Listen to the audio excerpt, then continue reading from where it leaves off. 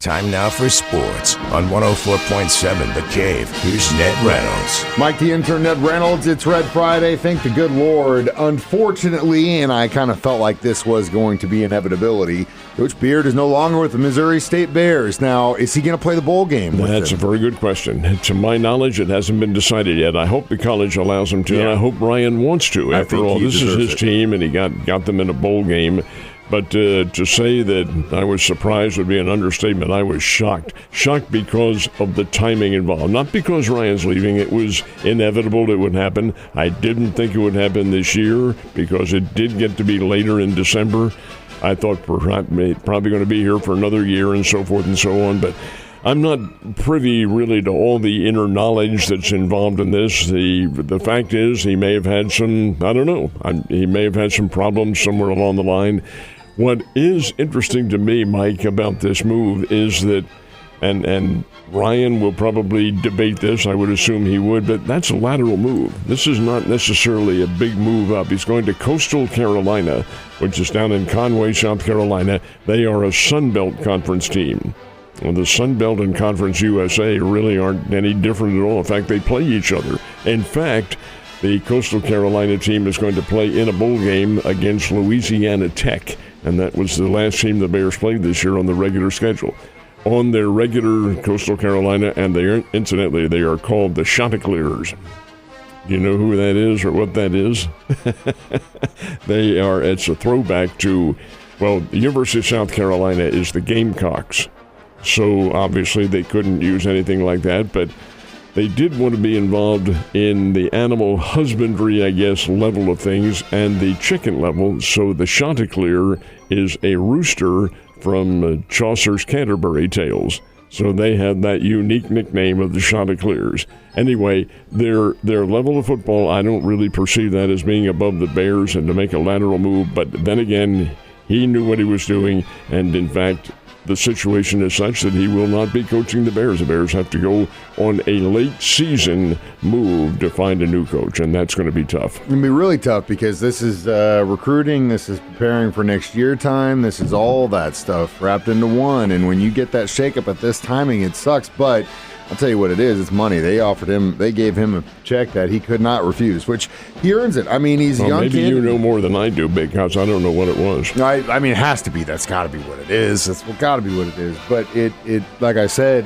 as I started the question, that, again, that's the unfortunate part about college sports is there's so much opportunity. It seems like that wheel is always turning, not only for the players in the portal, but also the coaches, too. I mean, the days of having a guy that sits with the program for a decade are rare now. They are. It is unusual, and yes, money has a lot to do with it. Nick Saban, the types of Nick Saban and Woody Hayes and Bo Schembechler and people like that are probably not in existence anymore because the offers are there. However, in this case, it's a little bit different because is this a golden opportunity? And the answer is no, it is not. What also disturbs me is that Coastal Carolina, under their previous coach, who they fired, a guy named Tim Beck, fired him, I guess toward the end of the season, put an interim coach in there. Why did they fire him? Losing?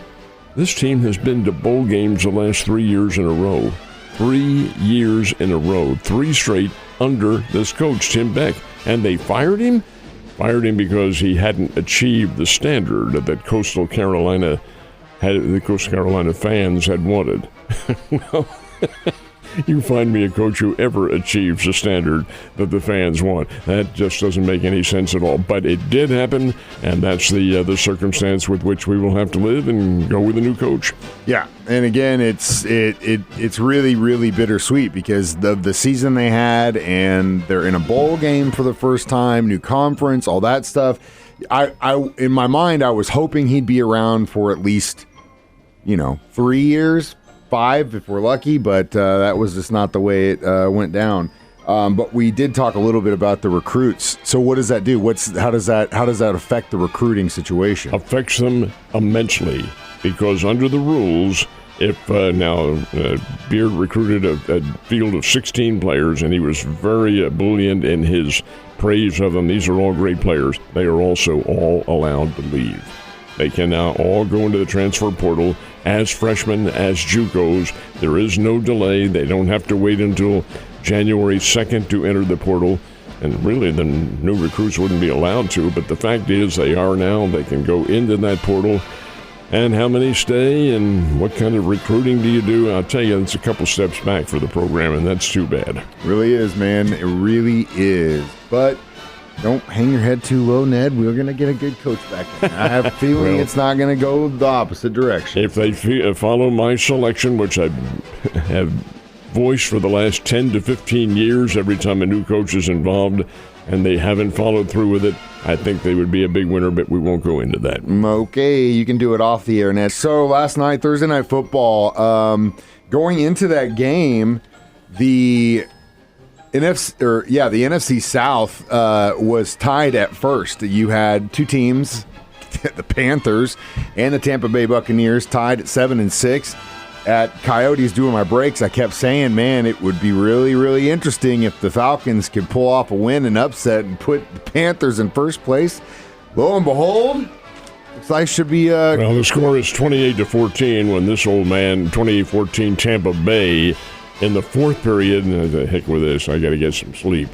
And here it is. The final score is 29-28. Atlanta wins it. Well, what is this? Well, Kirk Cousins and Kyle Pitts had a really great game, especially in the first half. Cousins throws for 373 yards. This guy is 37 years old, and he's still in there firing away. You have to wonder now if Phillip Rivers comes in for Indianapolis at 44, and he's able to do things. Anyway, Kyle Pitts with a very big game. And it all came down to a 28-14 lead in the fourth period. Atlanta came back. Tampa Bay just kind of let go. They took their foot off the pedal. And the final play of the game was a 43-yard field goal by Zane Gonzalez. And the Atlanta Falcons win it 29-28 over Tampa Bay. That is a painful loss for the Buccaneers, who were wearing their throwback creamsicle uniforms last night. But it hurts them badly because it now drops them even 7-7. And as we have pointed out many times, don't you just love this parody? This old man does not. Oh, I guarantee you, you're not alone. You are not alone. So we've got a little college basketball to talk about. The Tigers are on the court last night. They still looking good, or what? The score, they played Alabama State, the Hornets, the Alabama State ball club. They're a SWAC team, and the score is deceptively close. It was not close. Missouri had them whipped right from the start. Final score is 85-77. Missouri over Alabama State. The visiting team from down in, I believe they are in Huntsville, if I'm not mistaken. They made a nice little rally, but it really never threatened Missouri. And the Tigers hold on to win. So, indeed, we get a win there for Mizzou, and now we have the Bears playing tonight. The Bears are going to play Xavier. That game will be in Cincinnati on Xavier's home court. And the Xavier Musketeers are a very good basketball team. They're Big East Conference. The Bears have played them before and not had great success. They are coached by a first-year mentor. Richard Pitino is his name. And yes, he has the last name Pitino. And yes, his father is Rick Pitino, who coaches at St. John's. And now Richard Pitino, who had been at Minnesota, comes over and is guiding Xavier. And they're 7-3 on the year. This will be tough. The Bears are about a 16.5-point underdog going into this one tonight. Be interesting to see Kansas City Chiefs host their divisional opponents, the LA Chargers, at Arrowhead Stadium. Back to a noon start, which is great.